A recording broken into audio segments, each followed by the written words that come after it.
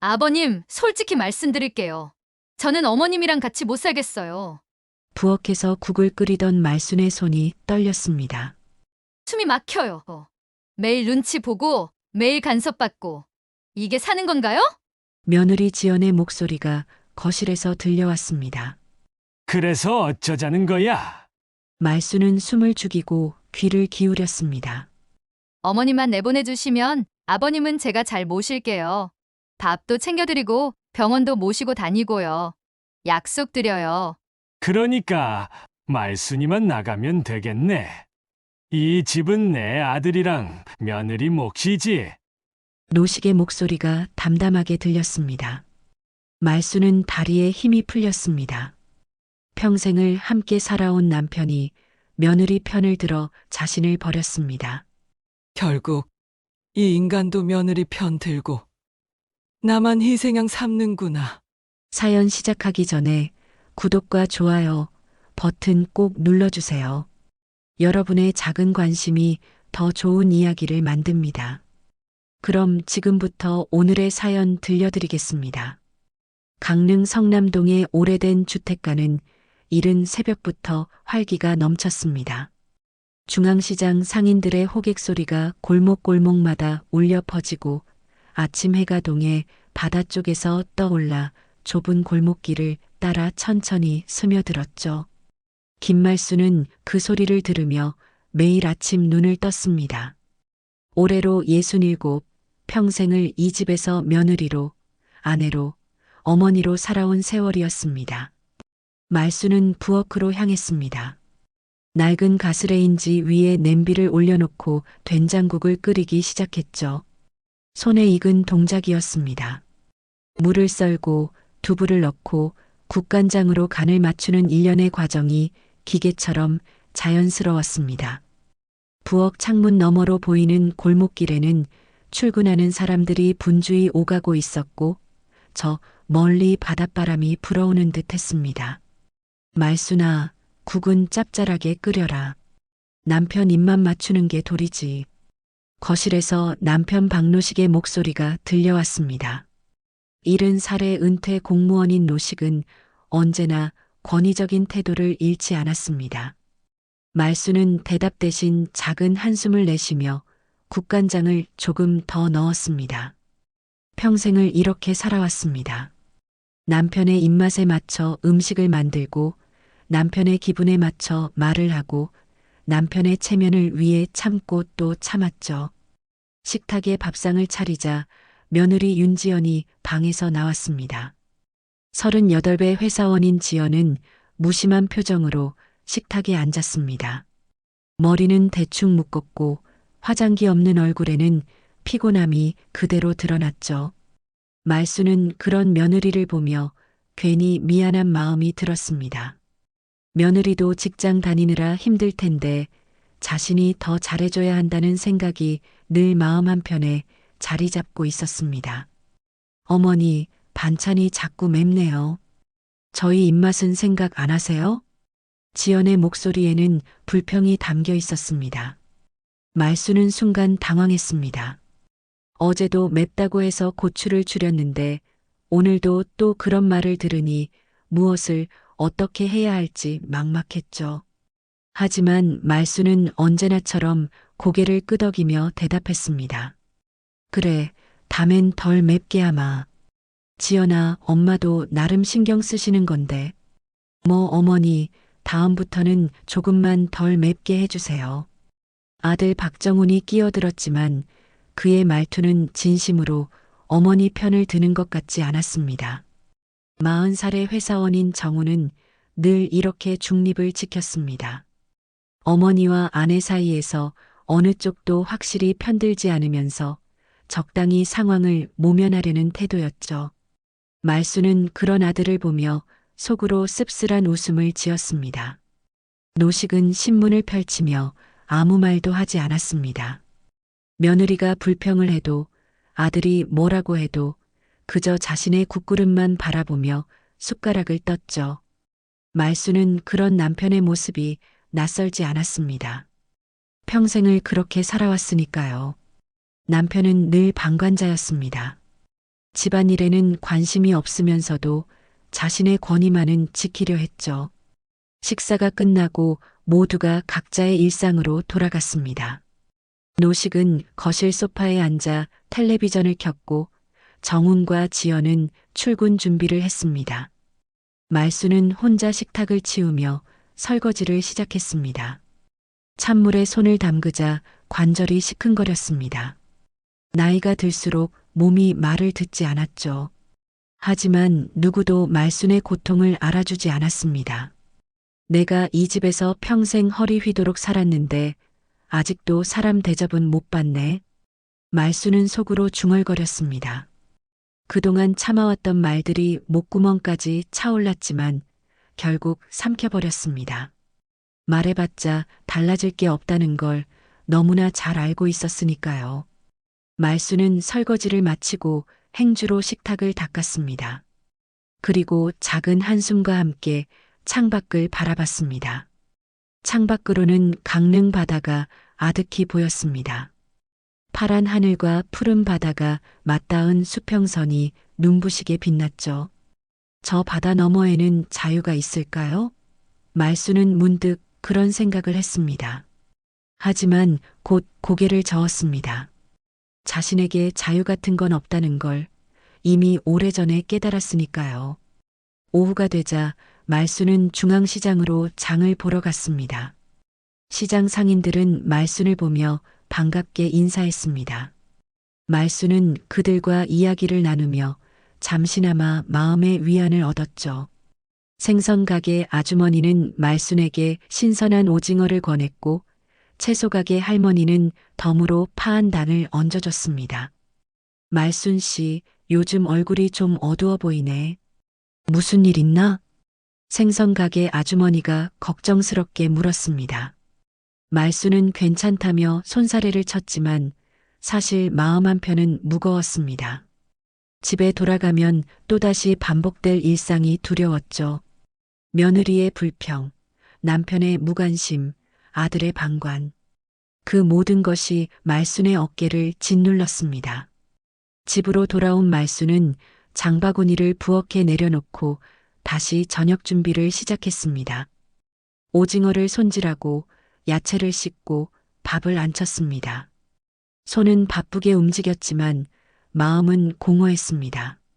이렇게 평생을 살아왔는데 앞으로도 이렇게 살아야 하는 걸까요? 말수는 문득 그런 생각이 들었습니다. 저녁 식사 시간이 되자 다시 온 가족이 식탁에 모였습니다.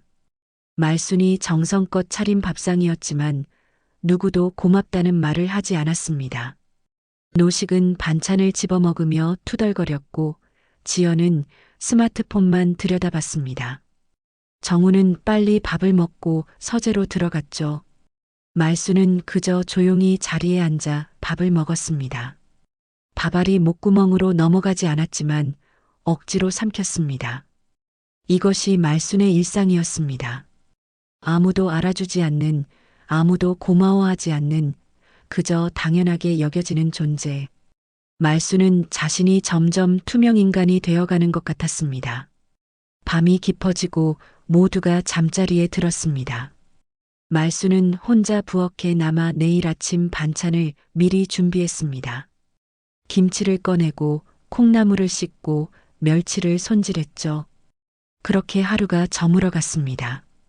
말순의 하루는 늘 이랬습니다. 아침부터 밤까지 쉬는 시간 없이 가족을 위해 헌신하는 삶. 하지만 그 헌신은 누구에게도 인정받지 못했습니다. 추석이 다가왔습니다. 말수는 명절 준비로 더욱 바빠졌습니다. 전을 부치고 나무를 묻히고 송편을 빚는 일이 끝없이 이어졌죠. 손목은 저리고 허리는 끊어질 듯 아팠지만 말수는 쉬지 않았습니다. 명절이면 친척들이 모두 모이는데 음식이 부족하면 자신이 욕을 먹을 게 뻔했으니까요. 어머니, 송편은 좀 작게 빚으세요. 요즘 사람들은 크게 빚은 거 안 좋아해요. 지연이 주방 문을 열고 한마디 던졌습니다. 말수는 손에 쥔 송편을 내려다보았습니다. 자신은 평생 이렇게 빚어왔는데 갑자기 작게 빚으라니 당황스러웠죠. 하지만 말수는 또다시 고개를 끄덕였습니다. 알았어. 작게 빚을게. 지연은 더 이상 아무 말 없이 문을 닫고 나갔습니다. 말수는 한숨을 쉬며 다시 송편을 빚기 시작했습니다. 작게, 더 작게. 며느리 말대로 하려고 애썼지만 손에 익은 대로 빚어지는 송편은 여전히 큼직했습니다. 말수는 자신이 한심하다는 생각이 들었습니다. 추석 당일 온 가족은 선산이 있는 강릉 외곽으로 벌초를 떠났습니다. 승용차 안은 좁았습니다. 노식은 조수석에, 정훈이 운전석에, 지연과 말수는 뒷좌석에 나란히 앉았죠. 차 안은 조용했습니다. 아무도 말을 하지 않았고 라디오에서 흘러나오는 트로트 음악만이 정막을 채웠습니다. 1시간쯤 달렸을까요? 차는 산길로 접어들었습니다. 구불구불한 길을 따라 올라가자 드디어 선산이 보였습니다. 경사진 언덕에 자리 잡은 선산은 잡초가 무성했습니다. 말수는 차에서 내리자마자 짐을 챙기기 시작했습니다. 낙과 호미, 물통과 수건. 무거운 짐을 들고 언덕을 오르는 일은 쉽지 않았습니다. 어머니, 천천히 오세요. 급하게 뭐 하세요? 지연이 뒤에서 말했지만 그 목소리에는 걱정보다 짜증이 더 많이 섞여 있었습니다. 말수는 대답하지 않고 묵묵히 걸었습니다. 숨이 차올랐지만 멈출 수 없었죠. 먼저 가서 준비를 해야 남편과 아들이 편하게 벌초를 할 수 있을 테니까요. 선산에 도착하자 친척들이 이미 모여 있었습니다. 노식의 형제들과 조카들, 그리고 그들의 가족까지 모두 합쳐 10여 명이 넘었습니다. 말수는 인사를 건네며 짐을 내려놓았습니다. 땀이 등줄기를 타고 흘러내렸지만 쉴 틈이 없었습니다. 바로 풀을 베기 시작했죠. 낫을 휘두르며 잡초를 베어냈습니다. 무릎을 꿇고 앉아 호미로 뿌리를 파냈습니다. 온몸이 흙투성이가 되었고 손에는 물집이 잡혔습니다. 하지만 말수는 멈추지 않았습니다. 이것이 며느리의 도리라고 평생 그렇게 배워왔으니까요. 한편 지연은 그늘 아래 앉아 스마트폰만 들여다보고 있었습니다. 친척들은 수군거렸지만 아무도 지연에게 직접 뭐라고 하지 않았습니다. 대신 말순을 바라보며 고개를 저었죠. 말순은 그 시선들이 따갑게 느껴졌지만 애써 무시했습니다. 말순 씨, 좀 쉬었다 하시지. 연세도 있으신데 무리하시면 어떡합니까? 친척 중 한 명이 말했지만 말순은 괜찮다며 손을 저었습니다. 쉬면 일이 늦어지고 일이 늦어지면 또 뭐라고 할 게 뻔했으니까요. 말순은 계속해서 낫을 휘둘렀습니다. 팔이 저리고 어깨가 결렸지만 참을 수밖에 없었습니다. 그때였습니다. 갑자기 노식이 큰 소리로 말순을 불렀습니다. 말순아. 말순은 깜짝 놀라 고개를 들었습니다. 노식은 친척들이 모두 보는 앞에서 말순을 향해 손가락질을 했습니다. 말순의 가슴이 철렁 내려앉았습니다. 무슨 일인지 알 수 없었지만 좋은 일은 아닐 것 같았죠. 무릎 꿇고 시어머니께 사죄해라. 평생 못마땅하게 군 거 오늘 끝내자. 노식의 목소리가 산을 울렸습니다. 말수는 순간 귀를 의심했습니다. 무릎을 꿇으라고요? 사죄를 하라고요? 도대체 무슨 죄를 지었다는 건가요? 말수는 멍하니 노식을 바라보았습니다. 남편의 얼굴에는 진지함이 가득했습니다. 농담이 아니었습니다. 친척들이 술렁거렸습니다. 모두가 말순을 바라보았습니다. 말순의 얼굴이 화끈 달아올랐습니다. 수치심과 분노가 동시에 밀려왔죠. 평생을 이 집안을 위해 헌신했는데 이런 모욕을 당해야 한다니. 말순은 손에 쥔 낫이 떨리는 걸 느꼈습니다. 여보, 그게 무슨 말이요? 내가 뭘 잘못했다고. 말순이 떨리는 목소리로 물었습니다. 하지만 노식은 대답하지 않았습니다. 그저 차갑게 말순을 내려다볼 뿐이었죠. 말순은 아들을 바라보았습니다. 정우는 고개를 돌렸습니다. 며느리를 바라보았습니다. 지연은 스마트폰에서 눈을 떼지 않았습니다. 그러게요, 어머니. 그냥 사과 한마디 하시면 될 일을 왜 고집하세요? 지연이 차갑게 말했습니다. 그 목소리에는 비아냥이 가득했습니다. 말수는 가슴이 무너지는 것 같았습니다. 며느리까지 이렇게 나오다니. 말수는 주위를 둘러보았습니다. 친척들은 모두 외면했습니다. 아무도 말순의 편을 들어주지 않았습니다. 말순은 그 자리에 선 채 몸이 굳어버렸습니다. 무릎을 꿇어야 할까요? 사죄를 해야 할까요? 하지만 무슨 죄를 지었는지도 모르는데 어떻게 사과를 한다는 말인가요? 말순의 눈에 눈물이 맺혔습니다.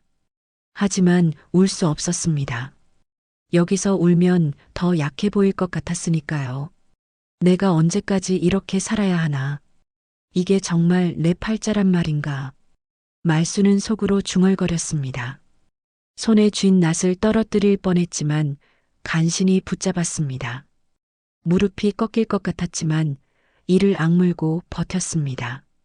말수는 그 자리에서 도망치고 싶었습니다. 하지만 도망칠 곳도 없었습니다. 노식은 말순의 대답을 기다렸지만 말순은 입을 열지 못했습니다. 그저 눈물을 참으며 고개를 숙였을 뿐이었죠. 노식은 혀를 차며 돌아섰습니다. 친척들도 하나둘 자리를 떴습니다. 말순은 혼자 그 자리에 남겨졌습니다. 바람이 불었습니다.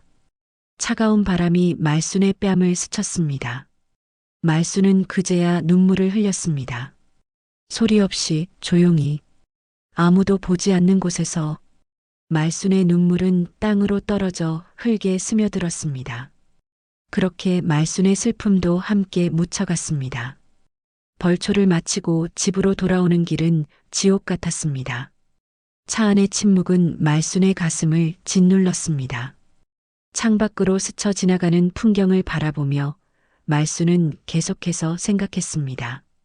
도대체 무엇이 잘못된 걸까요? 자신이 뭘 그렇게 못마땅하게 했다는 건가요? 아무리 생각해도 답이 나오지 않았습니다. 집에 도착하자 노식은 곧장 안방으로 들어가 문을 닫아버렸습니다. 정훈과 지연도 각자의 방으로 사라졌죠. 말수는 혼자 거실에 남아 멍하니 서 있었습니다. 온몸이 흙투성이었고 손에는 물집이 터져 피가 배어 나왔습니다. 하지만 그 어떤 통증보다 마음의 상처가 더 깊었습니다. 말수는 욕실로 가서 손을 씻었습니다. 찬물에 손을 담그자 따가움이 밀려왔습니다. 거울에 비친 자신의 얼굴을 보았습니다. 주름진 얼굴, 핏기 없는 입술, 그리고 생기를 잃은 눈동자. 말수는 거울 속 자신이 낯설게 느껴졌습니다. 언제부터 이렇게 늙어버린 걸까요? 언제부터 이렇게 초라해진 걸까요? 저녁 시간이 되었지만 아무도 밥을 차리라고 하지 않았습니다. 말수는 부엌으로 가서 냉장고를 열었습니다. 추석 음식이 가득 들어 있었지만 식욕이 나지 않았습니다. 그래도 밥상은 차려야 했습니다. 그것이 자신의 역할이니까요. 말수는 기계적으로 그릇을 꺼내고 반찬을 담았습니다. 밥 먹어라. 말순이 작은 목소리로 말했지만 아무도 대답하지 않았습니다. 한참이 지나서야 정훈이 방에서 나왔습니다. 하지만 노식과 지연은 나오지 않았죠. 말수는 정훈의 앞에 밥그릇을 놓았습니다. 정훈은 고개도 들지 않고 스마트폰만 들여다보았습니다. 엄마, 오늘 일은 그냥 넘어가세요. 아버지도 나이 드시니까 성격이 괴팍해지신 겁니다. 정훈이 무심하게 말했습니다. 말수는 아들의 얼굴을 바라보았습니다. 위로의 말인지 아니면 그냥 상황을 모면하려는 말인지 알 수 없었습니다. 말수는 아무 대답도 하지 않았습니다. 대답한들 무슨 소용이 있겠습니까? 아들은 어차피 자신의 편이 아니었으니까요. 밤이 깊어졌습니다. 말수는 설거지를 마치고 거실 소파에 앉았습니다. 텔레비전을 켰지만 무슨 프로그램이 나오는지 머릿속에 들어오지 않았습니다. 그저 화면을 멍하니 바라볼 뿐이었죠. 시간이 얼마나 지났을까요? 안방에서 노식의 코 고는 소리가 들렸습니다. 말수는 조용히 일어나 복도로 나왔습니다. 정훈의 방에서 불빛이 새어나왔습니다. 문틈으로 목소리가 들렸죠. 말수는 무심코 귀를 기울였습니다. 정훈이 누군가와 통화를 하고 있었습니다. 아버지, 집 문제는 지연이 뜻대로 하세요. 엄마도 이해하실 겁니다. 말순의 가슴이 철렁 내려앉았습니다. 집 문제라니요? 무슨 일인가요? 말순은 숨을 죽이고 더 귀를 기울였습니다. 네, 알겠습니다. 리모델링 하시든 뭘 하시든 아버지 마음대로 하세요. 저희는 신경 안 쓸게요. 정훈의 목소리는 담담했습니다. 마치 남의 일처럼 말하고 있었죠. 말수는 문 앞에서 얼어붙었습니다. 리모델링이라니? 이 집을 고치겠다는 건가? 하지만 왜 자신에게는 아무 말도 하지 않은 걸까? 말수는 비틀거리며 자신의 방으로 돌아왔습니다. 가슴이 답답했습니다. 숨이 막히는 것 같았죠. 말수는 침대에 앉아 고개를 떨구었습니다. 눈물이 주르르 흘러내렸습니다. 아들마저 남편과 며느리 편이었습니다. 자신은 이 집에서 완전히 고립된 존재였습니다. 내가 뭘 잘못한 걸까? 평생을 이 집안을 위해 살았는데 왜 나만 이렇게 외롭나? 말수는 속으로 울부짖었습니다.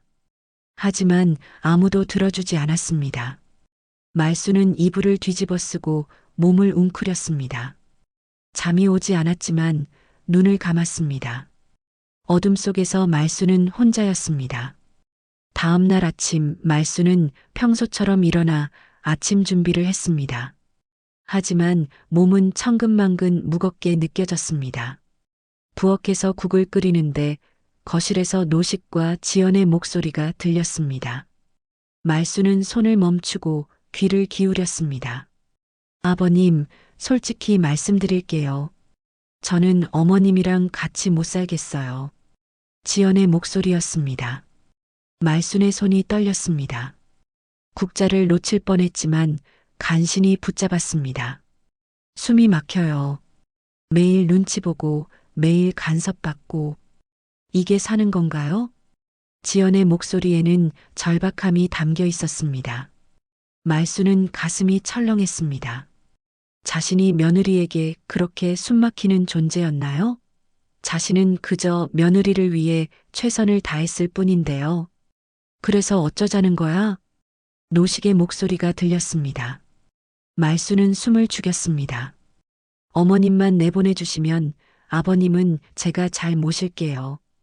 밥도 챙겨드리고 병원도 모시고 다니고요. 약속드려요.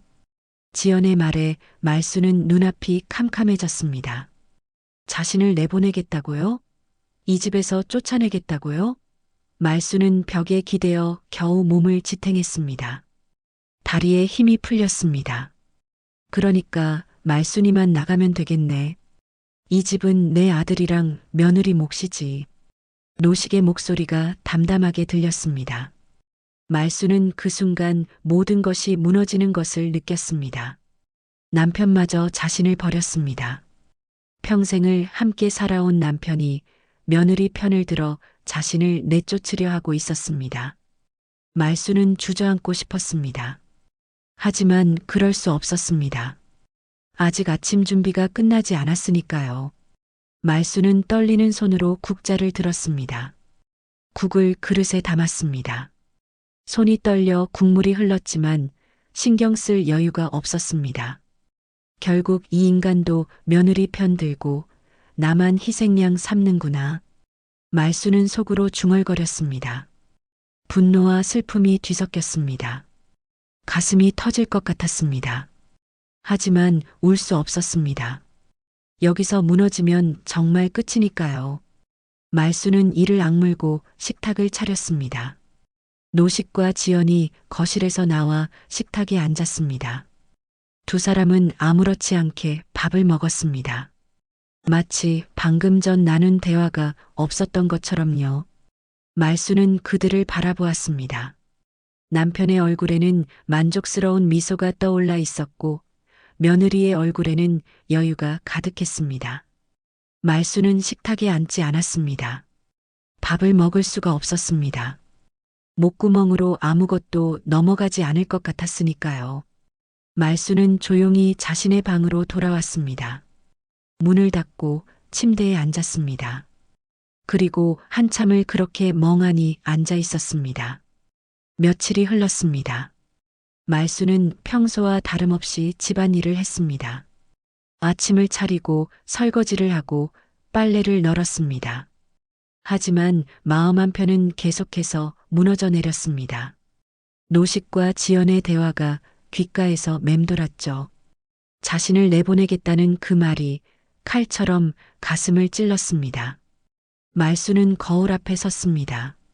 거울 속 자신의 모습이 너무나 초라해 보였습니다. 주름진 얼굴, 구부정한 어깨, 그리고 생기 없는 눈빛. 언제부터 이렇게 작아진 걸까요?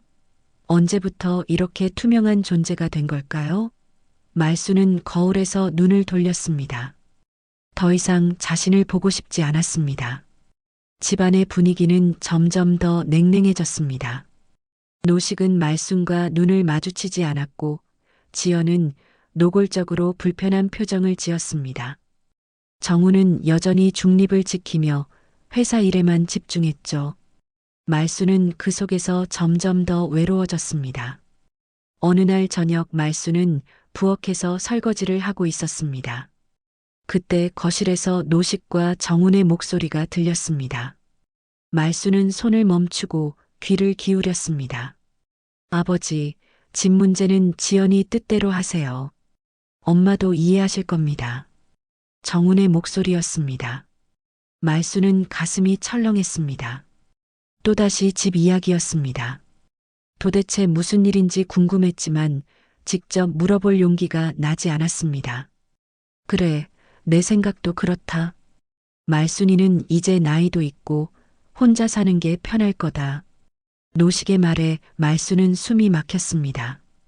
혼자 사는 게 편하다고요? 평생을 함께 살아온 남편이 아내를 혼자 내보내는 게 편하다고 말하고 있었습니다. 말수는 그 자리에서 주저앉고 싶었습니다. 엄마한테는 제가 말씀드릴게요. 아버지는 신경 쓰지 마세요. 정훈의 말에 말수는 눈물이 핑 돌았습니다. 아들마저 자신을 떠나보낼 준비를 하고 있었습니다. 말수는 부엌 바닥에 주저앉았습니다. 온몸에서 힘이 빠져나갔습니다. 이제 정말 끝인가 싶었습니다. 다음 날 아침 말수는 평소보다 일찍 일어났습니다. 잠을 이룰 수 없었기 때문입니다. 온종일 뒤척이며 생각했습니다. 도대체 어떻게 해야 하나요? 집에서 쫓겨나면 어디로 가야 하나요? 갈 곳도 없고 의지할 사람도 없었습니다. 말수는 부엌으로 가서 커피를 끓였습니다. 뜨거운 커피를 한 모금 마셨지만 쓴맛만 느껴질 뿐이었습니다. 창밖을 바라보니 동해 바다가 아득하게 보였습니다. 파도 소리가 희미하게 들려왔죠. 말수는 문득 바다로 걸어 들어가고 싶다는 생각이 들었습니다. 그러면 이 모든 고통에서 벗어날 수 있을 것 같았습니다. 하지만 말수는 고개를 저었습니다. 아직 포기할 수 없었습니다.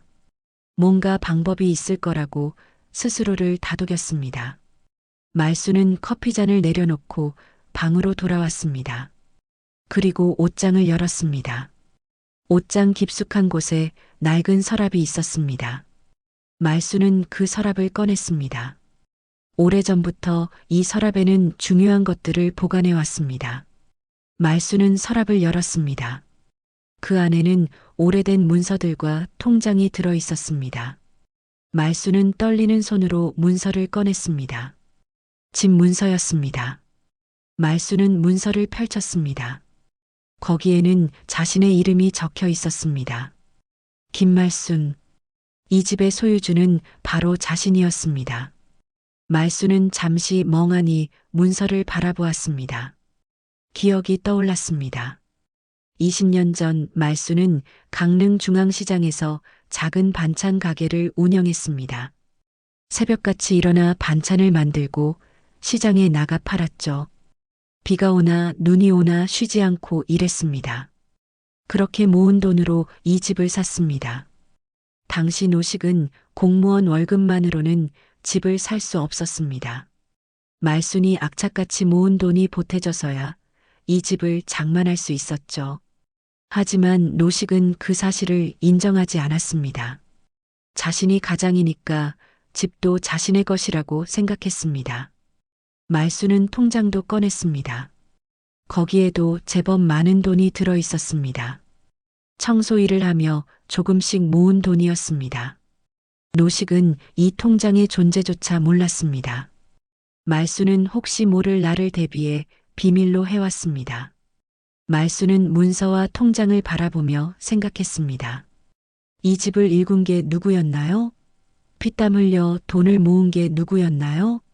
바로 자신이었습니다. 하지만 정작 자신은 이 집에서 쫓겨날 위기에 처해 있었습니다. 이 집을 일군 게 누구였는데, 내가 시장에서 장사하고 청소일 다니며 피땀 흘려 모은 돈으로 산 집인데 정작 나는 그림자 취급이라니. 말수는 속으로 중얼거렸습니다. 분노가 치밀어 올랐습니다. 그동안 눌렀던 감정이 폭발할 것 같았습니다. 말수는 문서를 꼭 쥐었습니다. 손에 힘이 들어갔습니다. 말수는 결심했습니다. 더 이상 당하고만 살 수 없다고요. 더 이상 희생양이 될 수 없다고요. 이제는 자신을 지켜야 한다고요. 말순의 눈빛이 달라졌습니다. 그동안 흐리멍덩했던 눈빛에 불꽃이 일었습니다. 말수는 서랍을 다시 정리했습니다. 하지만 문서와 통장은 따로 빼두었습니다.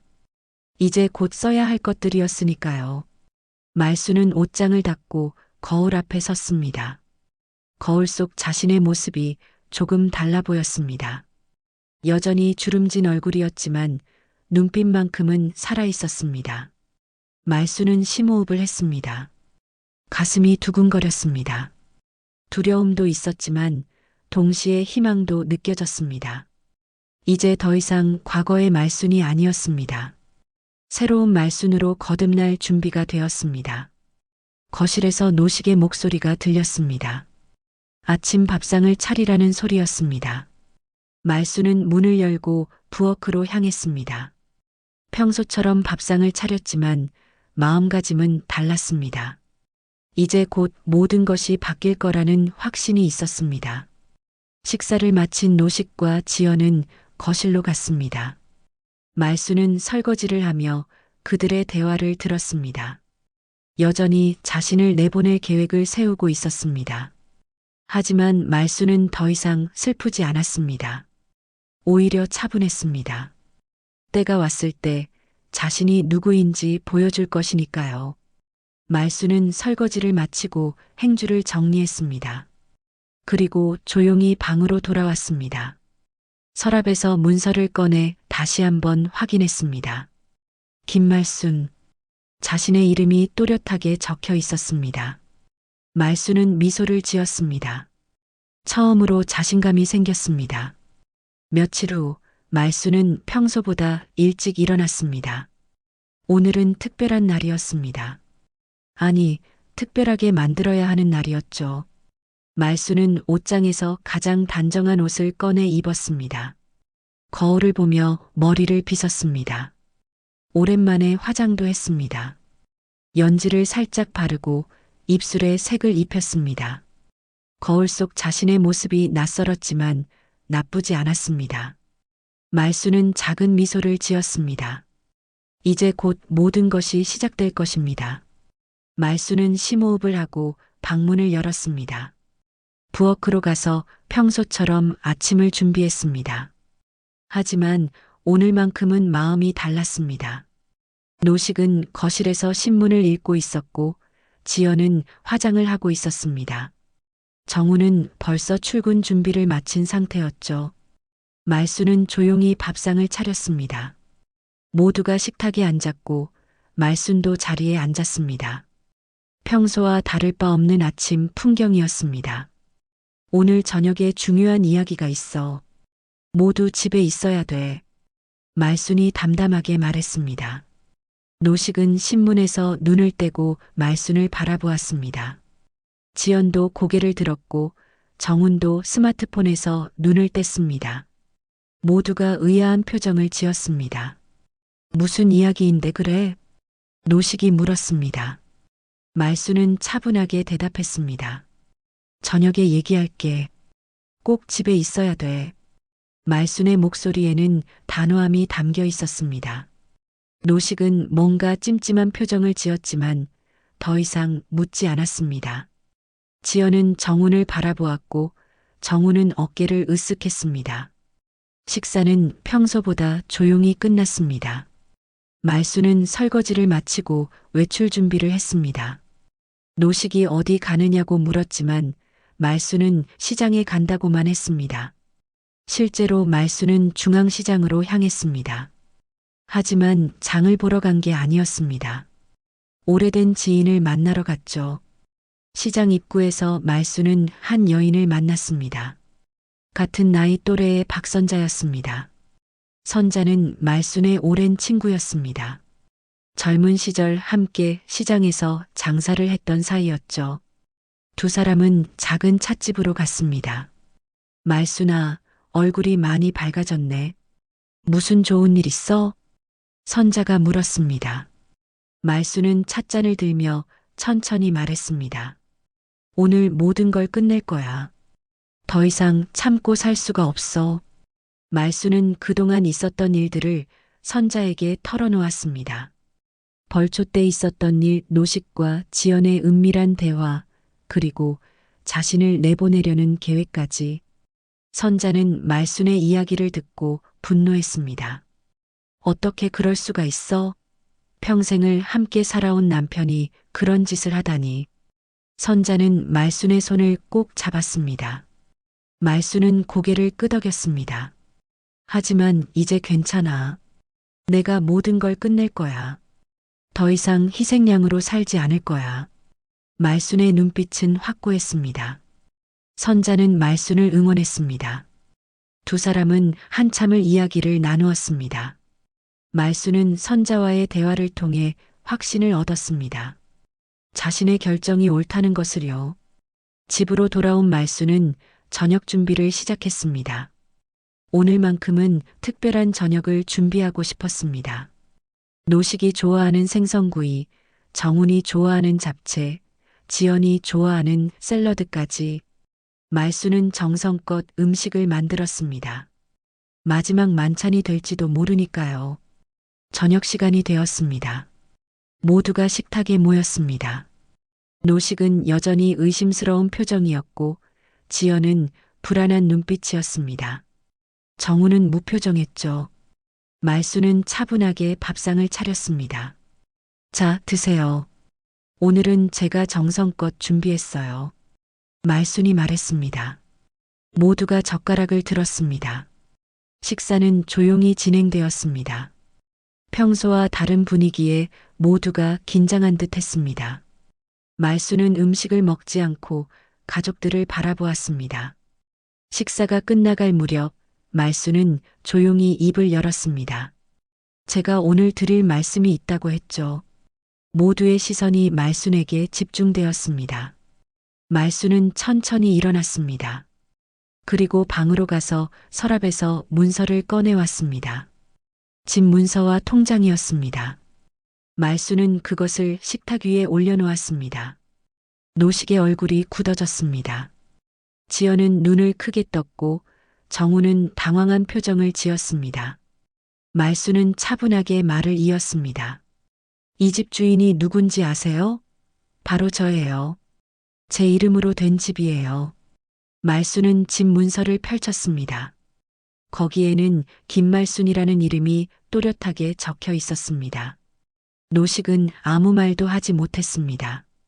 지연은 입을 벌린 채 얼어붙었습니다. 20년 전 제가 시장에서 장사하며 모은 돈으로 이 집을 샀어요. 새벽같이 일어나 반찬을 만들고 비가 오나 눈이 오나 시장에 나가 팔았죠. 그렇게 악착같이 모은 돈으로요. 말순의 목소리는 떨리지 않았습니다. 오히려 담담했습니다. 노식은 얼굴이 새하얘졌습니다. 당신 월급만으로는 이 집을 살 수 없었어요. 제 돈이 보태져서야 겨우 장만할 수 있었죠. 하지만 당신은 그 사실을 인정하지 않았어요. 당신이 가장이니까 집도 당신 것이라고 생각했죠. 말수는 통장도 꺼내 보였습니다. 이것도 제가 청소 일을 하며 조금씩 모은 돈이에요. 당신은 이 통장의 존재조차 몰랐을 거예요. 저는 혹시 모를 나를 대비해 비밀로 해왔어요. 지연이 노식을 바라보았습니다. 노식은 고개를 돌렸습니다. 정우는 아무 말도 하지 못했습니다. 말수는 계속 말을 이었습니다. 며칠 전 저는 우연히 당신들의 대화를 들었어요. 저를 이 집에서 내보내겠다는 이야기를요. 시어머니만 내보내면 잘 모시겠다는 며느리의 말도 들었어요. 그리고 당신의 대답도 들었죠. 말수는 노식을 똑바로 바라보았습니다. 말순이만 나가면 된다고 했죠. 이 집은 아들과 며느리 몫이라고요. 평생을 함께 살아온 아내를 당신은 그렇게 쉽게 버릴 수 있었어요. 노식은 입술을 떨었습니다. 하지만 변명하지 못했습니다. 사실이었으니까요.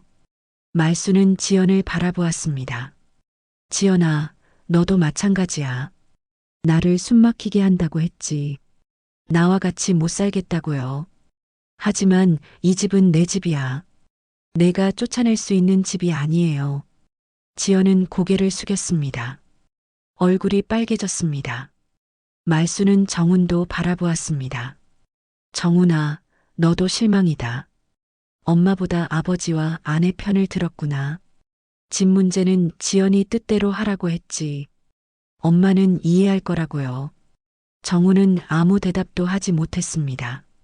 말수는 다시 노식을 바라보았습니다. 오늘부로 저는 결심했어요. 말순의 말이 끝나자 식탁은 무거운 침묵에 휩싸였습니다.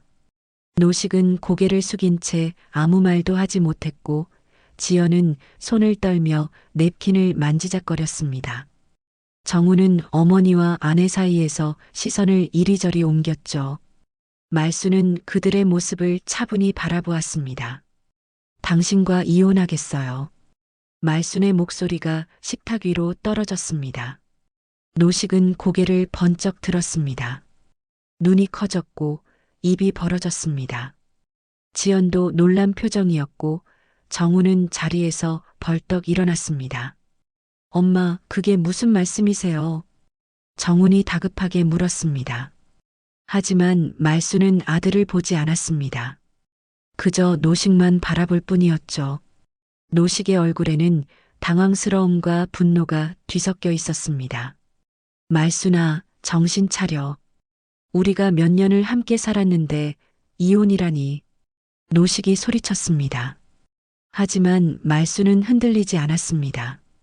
그래, 우리 40년을 함께 살았죠. 그 40년 동안 나는 당신의 그림자였어요. 당신이 원하는 대로 살았고 당신이 시키는 대로 했어요. 하지만 이제 끝이에요. 말순의 목소리는 담담했지만 그 안에는 단단한 결의가 담겨 있었습니다. 노식은 주먹으로 식탁을 쳤습니다.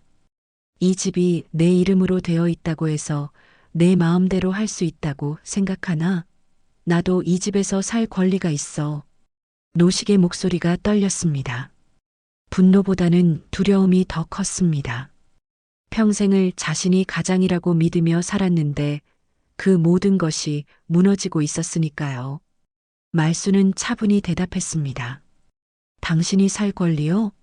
당신은 나를 이 집에서 쫓아내려고 했잖아요. 며느리와 함께 말이에요. 그런 당신이 무슨 권리를 말하는 거죠? 노식은 할 말을 잃었습니다. 지연은 고개를 더 숙였습니다. 정우는 아버지와 어머니 사이에서 어쩔 줄 몰라 했죠. 말수는 계속 말을 이었습니다. 나는 평생을 당신을 위해 살았어요.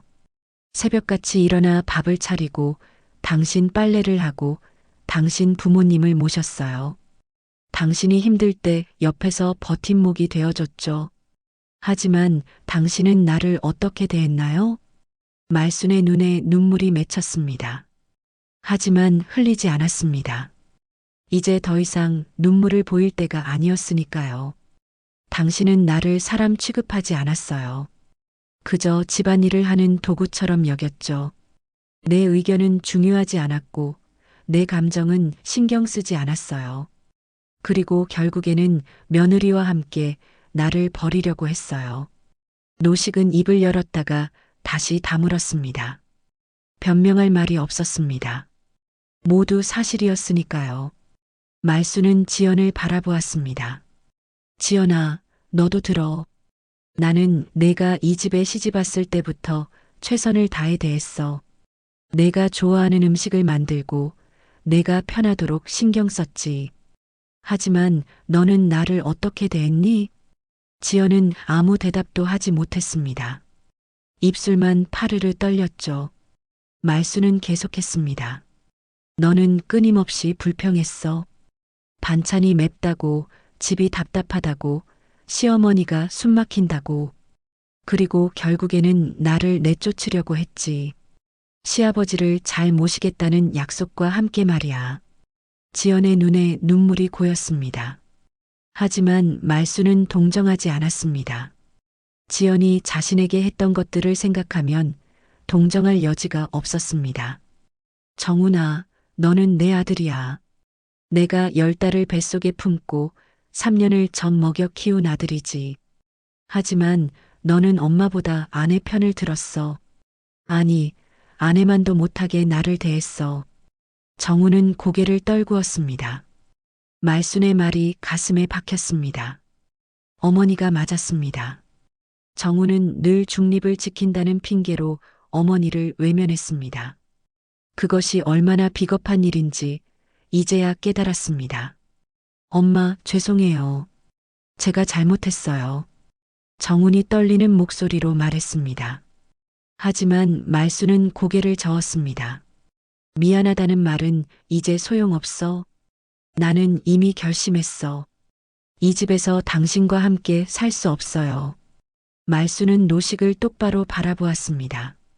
노식의 얼굴에는 절망이 스며들었습니다. 평생을 함께 산 아내가 떠난다는 것이 이제야 실감났습니다. 말수나 제발 다시 생각해봐. 내가 잘못했어. 다시는 그러지 않을게. 노식이 애원했습니다. 하지만 말수는 흔들리지 않았습니다. 당신은 변하지 않아요. 지금도 진심으로 뉘우치는 게 아니라 그냥 내가 떠나는 게 두려운 거죠. 나 없이는 누가 밥을 해주고 빨래를 해주고 집안일을 해줄지 걱정되는 거예요. 말순의 말에 노식은 할 말을 잃었습니다. 정곡을 찔렸으니까요. 노식은 정말로 말순이 떠나면 자신의 생활이 불편해질까봐 두려웠던 것입니다. 내일 변호사를 만나러 갈 거예요. 이혼 서류를 준비할 겁니다. 재산 분할도 제대로 할 거고요. 이 집은 내 거니까 당신이 나가야 해요. 말순의 말에 노식은 벌떡 일어났습니다. 내가 나가라고? 이 집에서 내가 나가란 말이야? 노식이 소리쳤습니다. 하지만 말순은 침착했습니다. 그래요. 당신이 나가야죠. 이 집은 내 이름으로 되어 있으니까요. 법적으로도 내 집이에요. 물론 재산 분할로 당신도 일부는 받을 수 있겠지만 이 집에서 사는 건 나예요. 노식은 주저앉았습니다. 모든 것이 무너지는 기분이었습니다. 평생을 자신이 가장이라고 믿으며 살았는데 이제는 쫓겨나야 하다니. 노식의 눈에 눈물이 맺혔습니다. 지연은 노식을 바라보았습니다. 자신이 잘 모시겠다고 했던 시아버지가 이렇게 초라해 보인 적이 없었습니다. 지연은 문득 깨달았습니다. 자신이 원했던 건 시어머니 없는 편한 생활이었지, 시아버지를 진심으로 모시겠다는 게 아니었다는 것을요. 어머니, 제가 잘못했어요. 용서해 주세요. 지연이 울먹이며 말했습니다. 하지만 말수는 차갑게 대답했습니다. 용서는 해줄 수 있어. 하지만 함께 살 수는 없어. 너와 나, 우리는 맞지 않아. 그걸 인정하는 게 서로를 위해 좋은 거야. 말수는 자리에서 일어났습니다. 식탁에 놓인 문서와 통장을 챙겼습니다. 그리고 방으로 돌아가기 전에 마지막으로 말했습니다. 내일부터 나는 새로운 삶을 준비할 거예요. 당신들도 각자의 길을 준비하세요. 이제 우리는 가족이 아니에요. 말수는 방으로 들어가 문을 닫았습니다. 거실에는 세 사람만 남았습니다. 노식은 주저앉아 고개를 떨구었고 지연은 눈물을 흘렸습니다. 정우는 무력하게 서 있었죠. 그렇게 그날 밤은 깊어갔습니다. 다음 날 아침 말수는 평소보다 더 일찍 일어났습니다. 하지만 오늘은 부엌으로 가지 않았습니다. 밥을 차릴 필요가 없었으니까요. 말수는 옷을 갈아입고 가방을 챙겼습니다. 집 문서와 통장, 그리고 필요한 서류들을 챙겨 넣었죠. 오늘은 변호사를 만나러 가는 날이었습니다. 거실로 나오자 노식이 소파에 앉아 있었습니다. 밤새 잠을 못 잔 듯 눈이 충혈되어 있었고 얼굴은 헬쑥했습니다. 말순을 보자 노식은 고개를 들었지만 아무 말도 하지 못했습니다. 말순도 노식을 보지 않고 현관으로 향했습니다. 말순아. 노식이 떨리는 목소리로 불렀습니다. 말순은 걸음을 멈췄지만 돌아보지는 않았습니다. 정말 이러고 싶은 거야? 우리 40년을 함께 산 세월이 아무것도 아닌 거야? 노식의 목소리에는 절박함이 담겨 있었습니다. 말순은 잠시 침묵했습니다. 가슴 한편이 무거웠지만 돌아설 수는 없었습니다. 그 40년이 나한테는 고통이었어요. 당신은 몰랐겠지만 나는 매일 숨이 막혔어요. 이제 더 이상 그렇게 살고 싶지 않아요. 말수는 현관문을 열고 나갔습니다. 노식의 한숨 소리가 뒤에서 들렸지만 말수는 뒤돌아보지 않았습니다. 신발을 신고 집을 나섰습니다. 아침 공기가 상쾌했습니다. 말수는 심호흡을 했습니다. 자유의 맛이 이런 건가 싶었습니다. 변호사 사무실은 강릉 시내에 있었습니다. 말수는 버스를 타고 시내로 갔습니다. 창밖으로 보이는 풍경이 새롭게 느껴졌습니다. 늘 보던 거리였지만 오늘만큼은 달랐습니다. 말수는 자신의 인생을 되찾고 있었으니까요. 변호사 사무실에 도착했습니다. 접수 데스크에서 이름을 말하자 직원이 안내해 주었습니다. 변호사는 50대 중반의 여성이었습니다. 온화한 미소로 말순을 맞이했죠. 어서 오세요, 김말순 씨. 앉으세요. 말순은 의자에 앉았습니다. 떨리는 손으로 가방에서 서류를 꺼냈습니다. 변호사는 서류를 받아 꼼꼼히 살펴보았습니다. 집이 부인 명의로 되어 있네요. 그럼 재산 분할은 비교적 간단할 겁니다. 혼인 기간이 40년이니까 남편분도 일정 부분 청구할 수 있겠지만 주거는 부인이 유지하실 수 있어요. 변호사의 설명을 들으며 말수는 고개를 끄덕였습니다. 마음 한편이 놓였습니다. 적어도 집에서 쫓겨나지는 않겠구나 싶었죠. 이혼 사유는 무엇으로 하실 건가요? 변호사가 물었습니다. 말수는 잠시 생각했습니다. 무엇이 이혼 사유일까요? 벌초 날의 모욕? 며느리와의 은밀한 거래? 아니면 평생을 무시당한 거? 부부 관계가 회복할 수 없을 정도로 파탄 났다고 하면 될까요? 남편이 저를 존중하지 않았고 며느리와 함께 저를 집에서 내쫓으려고 했어요. 말순의 목소리는 떨렸지만 단호했습니다. 변호사는 고개를 끄덕이며 메모했습니다. 충분한 사유입니다. 증거가 있으면 더 좋고요. 혹시 녹음이나 문자 같은 게 있나요? 말수는 고개를 저었습니다.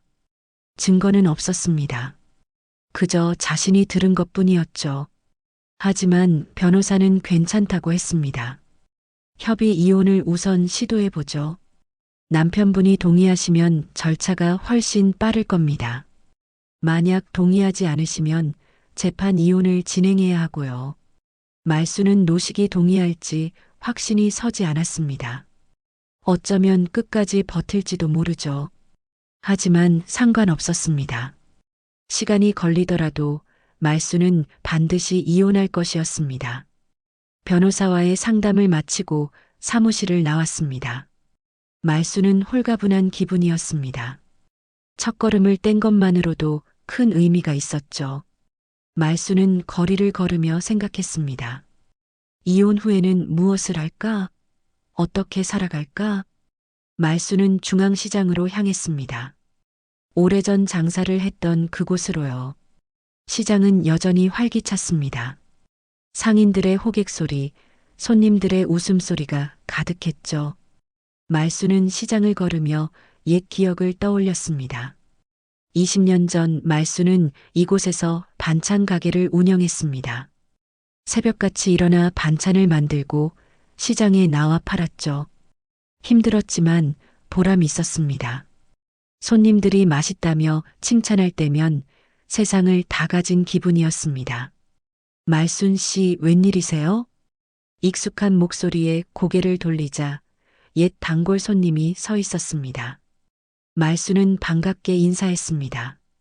어머, 김 사장님. 오랜만이에요. 두 사람은 잠시 이야기를 나누었습니다.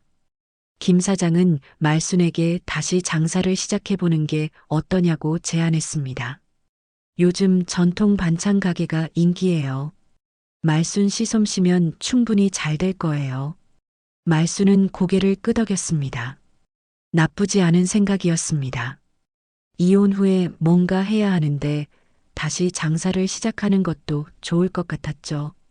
말순은 김 사장과 헤어지며 생각했습니다. 그래, 다시 시작해보자. 내 인생을 내가 꾸려가는 거야. 집으로 돌아온 말순은 조용히 방으로 들어갔습니다. 거실에는 아무도 없었습니다. 노식은 어디 갔는지 보이지 않았고 지연과 정우는 출근한 듯 했죠. 말순은 가방을 내려놓고 책상에 앉았습니다. 변호사가 준 서류들을 꺼내 펼쳤습니다. 이혼 합의서, 재산 분할 협의서. 말순은 천천히 읽어 내려갔습니다. 이 서류들이 자신의 새로운 삶을 시작하는 열쇠였습니다. 저녁이 되었습니다. 정훈과 지연이 퇴근했고 노식도 돌아왔습니다.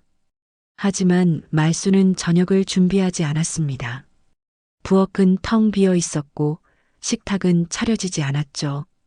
지연이 부엌을 들여다보며 당황했습니다. 어머니, 저녁은요? 지연이 물었습니다.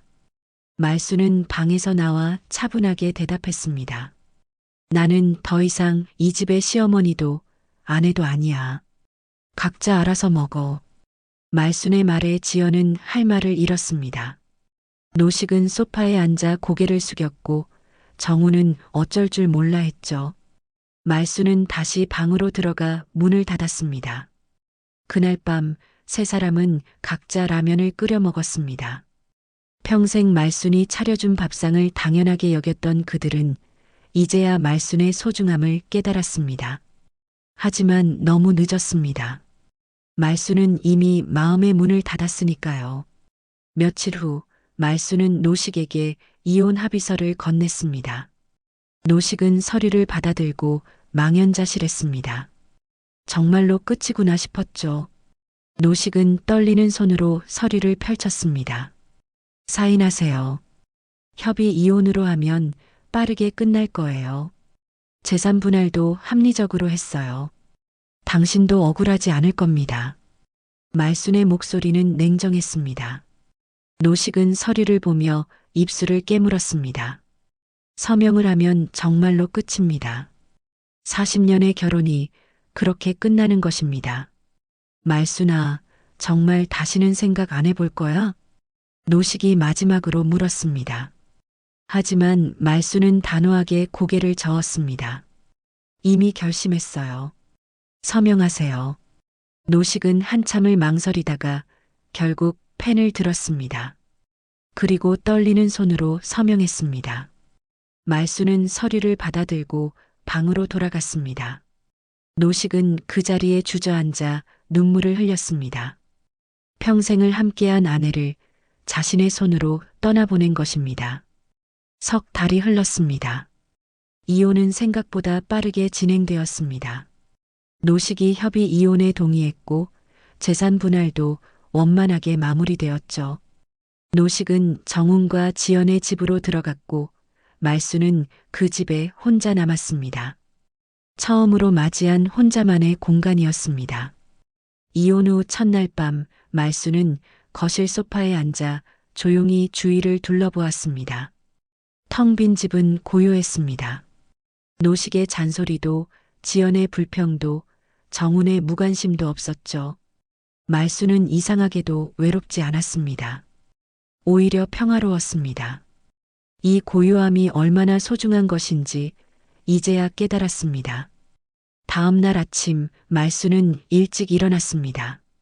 하지만 오늘은 누구를 위해 밥을 짓지 않았습니다. 자신을 위해 간단히 죽을 끓였습니다. 창가에 앉아 죽을 먹으며 창밖을 바라보았죠. 동해 바다가 멀리 보였습니다. 아침 햇살에 반짝이는 바다가 아름다웠습니다. 말수는 결심했습니다. 다시 시작하기로요. 중앙시장에 작은 반찬 가게를 열기로 했습니다. 예전에 했던 일이니 어렵지 않을 것 같았죠. 말수는 통장을 확인했습니다. 그동안 모아둔 돈이 제법 되었습니다.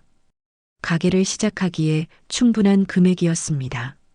며칠 후 말수는 시장에서 작은 가게 자리를 구했습니다. 강릉 중앙시장 입구 쪽 사람들의 왕래가 많은 곳이었습니다. 월세도 부담스럽지 않았죠. 말수는 가게를 정리하고 꾸미기 시작했습니다. 깨끗이 청소하고 진열대를 놓고 간판을 달았습니다. 말순네 반찬. 간판에 적힌 글씨를 보며 말수는 미소 지었습니다. 이제 이 가게는 오롯이 자신의 것이었습니다. 누구의 눈치도 보지 않고 자신이 원하는 대로 운영할 수 있었죠. 말수는 가슴이 벅차올랐습니다. 개업 준비는 순조로웠습니다. 옛 지인들이 도와주었고 시장 상인들도 응원해 주었습니다. 말수는 정성껏 반찬을 만들었습니다. 김치, 나물, 조림, 장아찌, 손맛이 깃든 음식들이었죠. 개업날 가게 앞에는 사람들이 줄을 섰습니다. 말순 씨, 오랜만에 장사 시작하네요. 응원합니다. 단골 손님들이 찾아왔습니다. 말수는 감사한 마음으로 반찬을 담아주었습니다. 손님들은 맛있다며 칭찬을 아끼지 않았죠. 말수는 하루 종일 바쁘게 움직였습니다. 피곤했지만 행복했습니다. 저녁이 되어 가게 문을 닫고 집으로 돌아왔습니다. 집은 여전히 조용했지만 이제는 그 고요함이 익숙했습니다. 말수는 샤워를 하고 편한 옷으로 갈아입었습니다. 거실에 앉아 오늘의 매출을 정리했죠. 생각보다 많이 팔렸습니다. 말수는 뿌듯한 미소를 지었습니다. 한편 노식은 정훈의 집에서 불편한 나날을 보내고 있었습니다. 작은 방 하나를 얻어 지내고 있었지만 편치 않았습니다. 지연은 노식을 귀찮아했고 정훈은 바빠서 신경을 쓰지 못했죠. 노식은 매일 후회했습니다. 말순을 그렇게 대한 것을요. 어느 날 노식은 중앙시장을 지나다가 말순의 가게를 발견했습니다. 말순네 반찬이라는 간판이 눈에 들어왔죠. 노식은 멈춰섰습니다. 가게 안에서 말순이 손님들에게 웃으며 반찬을 담아주고 있었습니다. 그 모습이 낯설었습니다. 말순은 예전보다 훨씬 밝아 보였습니다. 얼굴에는 생기가 돌았고 눈빛은 살아있었습니다. 노식은 가슴이 아팠습니다. 자신과 함께 있을 때는 결코 볼 수 없었던 표정이었으니까요. 노식은 그제야 깨달았습니다. 말순이 얼마나 힘들었는지를요. 노식은 가게로 들어가려다가 발걸음을 멈췄습니다. 무슨 말을 해야 할까요? 미안하다고? 다시 돌아와 달라고? 하지만 그럴 자격이 없었습니다. 노식은 고개를 돌리고 자리를 떠났습니다. 눈가에 눈물이 맺혔습니다. 집으로 돌아온 노식은 방에 누워 천장을 바라보았습니다. 지연이 저녁을 차렸다고 불렀지만 식욕이 없었습니다. 노식은 말순이 해준 밥이 그리웠습니다. 따뜻한 국, 정성스럽게 차린 반찬, 그리고 조용히 옆에 앉아있던 말순의 모습이요. 내가 바보였어. 평생을 곁에 있는 사람의 소중함을 몰랐어. 노식은 속으로 중얼거렸습니다. 하지만 이미 늦었습니다.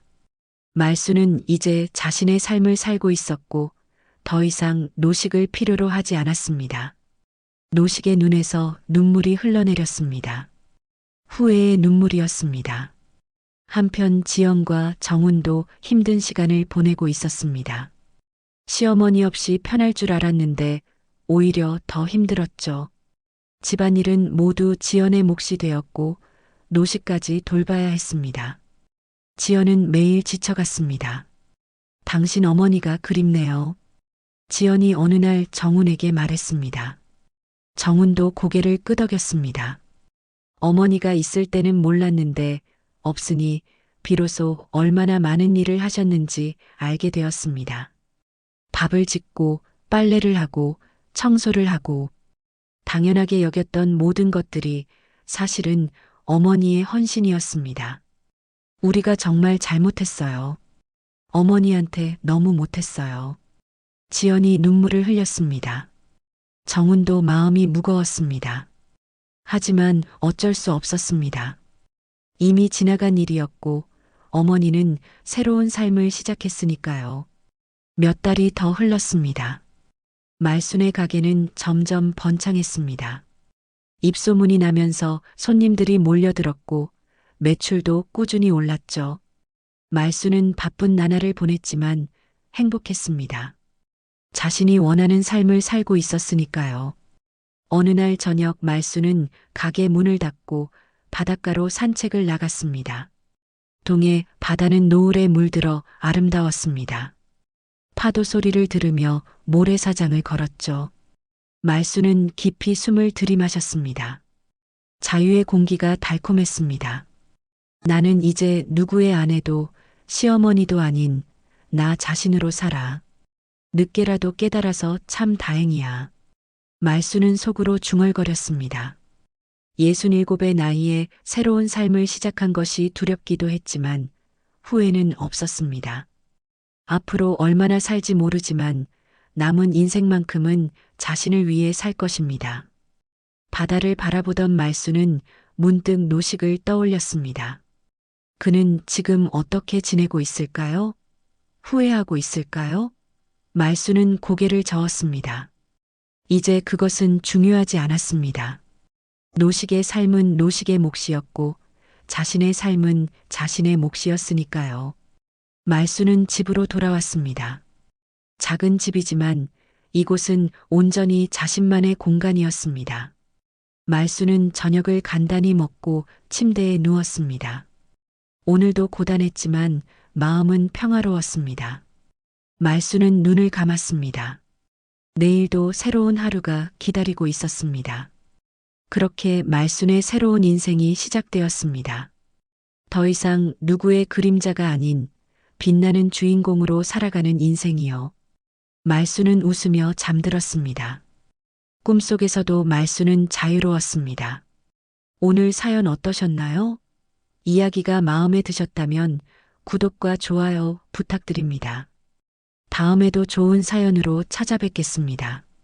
지금까지 사연 통로였습니다. 감사합니다.